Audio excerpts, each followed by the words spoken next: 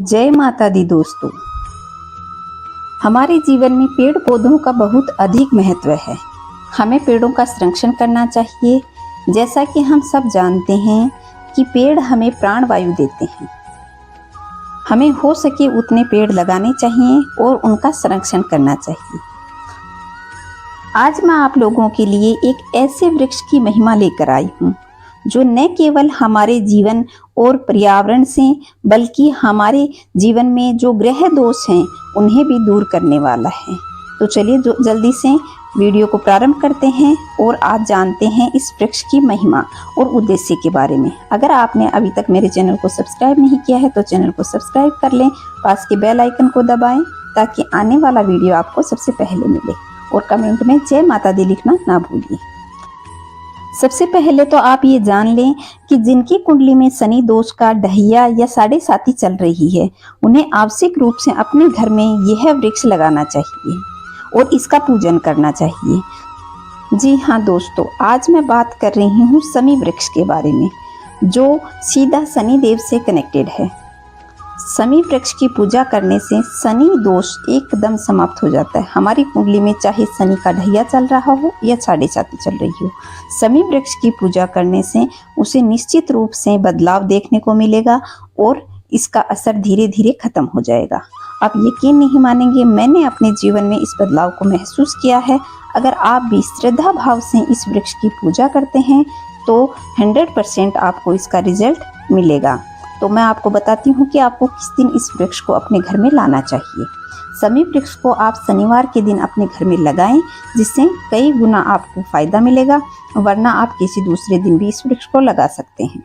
अब आपको घर में किस दिशा में लगाना चाहिए, तो शमी वृक्ष को मुख्य द्वार के बाईं तरफ लगाना चाहिए, जिससे आपके घर में जो भी नकारात्मक ऊर्जा आएगी वह सकारात्मक हो जाएगी और आपके घर में कोई नकारात्मक ऊर्जा प्रवेश नहीं करेगी। अगर आपसे संभव हो तो आप इस वृक्ष को अपने घर के ईशान कोण में लगा सकते हैं, जिससे आपको अपने जीवन में कभी भी धन की कमी नहीं झेलनी पड़ेगी। ईशान कोण यानी पूर्व और उत्तर का जो कोण घर का बनता है उस कोण में लगाना चाहिए। अब जानते हैं शमी वृक्ष से जुड़े कुछ उपाय। आपको हर रोज शमी वृक्ष के नीचे सरसों के तेल का लंबी बाती का दीपक जलाना चाहिए। इसमें खड़ी बाती का प्रयोग नहीं किया जाता, तो इसलिए लंबी बाती का सरसों के तेल का दीपक आपको इस वृक्ष के नीचे रोज लगाना चाहिए, जिससे घर में धन धान्य और सुख समृद्धि बनी रहेगी। आप पर अगर शनि की 7.5 या ढहिया चल रहा हो तो शनिवार को शाम के समय जब गोधूली बेला का समय हो उस समय आप सरसों का तेल लें और दीपक में डालें और उसमें कुछ तिल के दाने डाल लें और लंबी बत्ती लगा करके शमी वृक्ष की पूजा करें और उसके नीचे आसन बिछाकर बैठें और ओम नमः शिवाय या ओम शम शनिश्चराय का जप करें, जिससे आपके जीवन में खुशहाली आएगी और शनि देव की जो 7.5 चल रही है उसका प्रभाव कम हो जाएगा। अगर किसी बहन भाई की विवाह में बाधा आ रही हो तो शमी वृक्ष के नीचे 45 दिन शाम को घी का दीपक प्रज्वलित करें। जल्दी ही विवाह का योग बनेगा और साथ ही आपको उसके नीचे बैठ करके ओम नमः शिवाय का जप अवश्य करना चाहिए। शमी वृक्ष के पत्ते शनिवार को और मंगलवार को नहीं तोड़ने चाहिए। शमी वृक्ष के पत्ते भगवान शिव को बहुत अधिक प्रिय हैं। शिवलिंग पर अगर हम शमी वृक्ष के पत्ते या फूल चढ़ाते हैं तो हमें अपार धन संपत्ति और वैभव प्राप्त होता है और साथ ही हमें पुण्य की प्राप्ति होती है, क्योंकि शिव भगवान शमी वृक्ष से बहुत अधिक प्रेम करते हैं और वे बहुत जल्दी प्रसन्न होते हैं।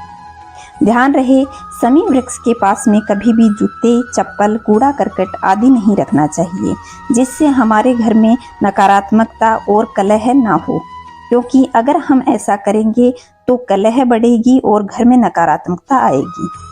और शमी वृक्ष के पास में कभी भी तुलसी का पौधा भी नहीं लगाना चाहिए, क्योंकि शमी वृक्ष भगवान शिव को प्रिय है और तुलसी भगवान शिव पर नहीं चढ़ाई जाती, इसलिए शमी वृक्ष और तुलसी के पौधे में थोड़ी दूरी बनाकर रखनी चाहिए। दोस्तों, आप लोगों को बता दूं कि जिसने भी अपने घर में शमी वृक्ष नहीं लगाया है तो 2 दिन बाद में विजयादशमी है, उस दिन भी आप शमी अपने घर में ला सकते हैं और इसका रोपण कर सकते हैं, क्योंकि विजयादशमी पर समी वृक्ष लगाना बहुत ही शुभ माना जाता है।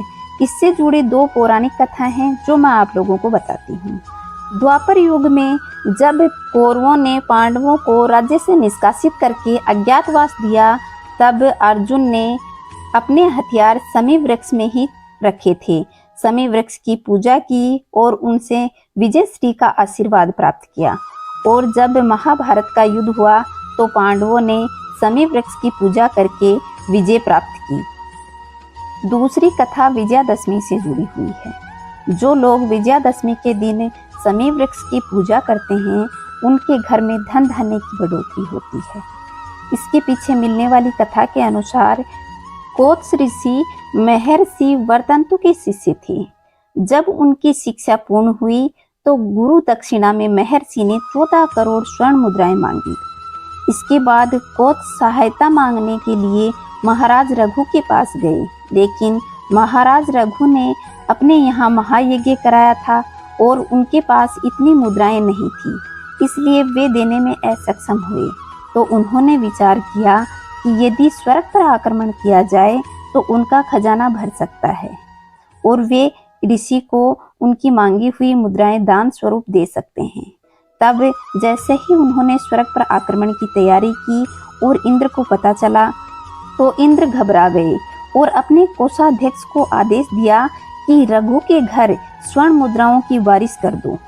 जब कुबेर महाराज ने रघु के घर स्वर्ण मुद्रा की बारिश करनी शुरू की, तब उन्होंने समी वृक्ष को ही माध्यम बनाया और रघु राजा के घर में समी वृक्ष के माध्यम से सोने की वर्षा होने लगी। उस दिन आश्विन मास के शुक्ल पक्ष की 10वीं तिथि थी। हम उस दिन विजयादशमी मनाते हैं, इसलिए विजयादशमी को समी वृक्ष की पूजा करनी चाहिए, जिससे हमारे घर में धन धान्य की बढ़ोतरी होगी। तो दोस्तों, यह थी समी वृक्ष की संपूर्ण जानकारी। और अगर आपको और कुछ भी जानना है तो आप कमेंट करके लिख सकते हैं और कमेंट में जय माता दी अवश्य लिखें। आशा करती हूँ वीडियो पसंद आया होगा।